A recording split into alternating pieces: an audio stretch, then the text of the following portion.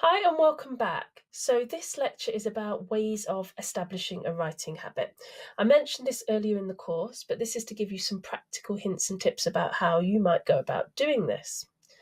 So, I mentioned before that you should put some time aside and that doesn't necessarily have to be hours and hours. But if there is a way of carving out an hour or two in your daily routine, then try to do that. The other thing I'd say about that is try to go to a space that is your writing space.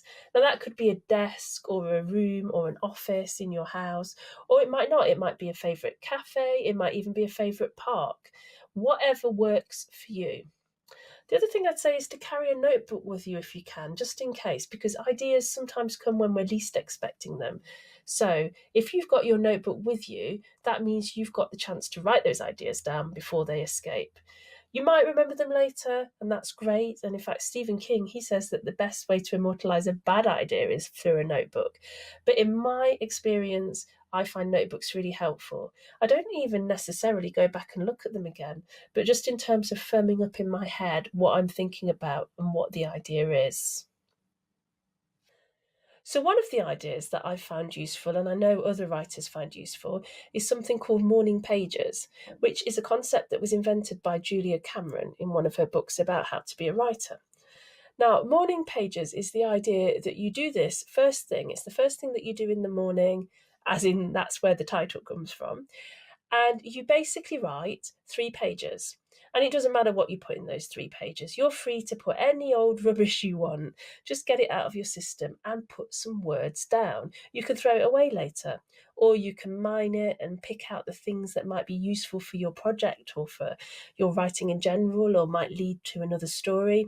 But it's just helps you to get into the mode of writing, to get on with it, to actually be putting words on paper, so that when you actually sit down to write something from your actual, say, novel project, then you are already warmed up and ready to go. So that's morning pages, one of the things that you can do to help you establish this kind of writing practice. Now, another thing that people do find really helpful is to set themselves a daily word count target. A lot of people pick 1,000 words because 1,000 words is kind of doable. It's possibly slightly challenging depending what other pressures and other work you have in your life, but it's doable. It's 3 and a bit pages of A4 if you set it out in the standard way with Arial 12-point font and double spacing. So that is possible. You might find that's a little bit too much for you. Or if you're feeling really brave, you might be doing National Novel Writing Month and writing much more than that, 1,666 words a day. Not a word count target I would necessarily recommend on an ongoing basis. But if you're doing it for a month or so in November, that's absolutely fine. It doesn't matter though, if 500 words is what you can fit in, or even 200 words, then that is perfect as long as you can set yourself a target and move your story forward. And in fact, if you think about it this way, if you were to write 190 words a day, every day for a year, you would have enough words for a novel. So that target, even though it's really pretty low, it's less than a page of A4 set out in the standard way, that target is going to get you to the end of the book within a year. Not bad at all.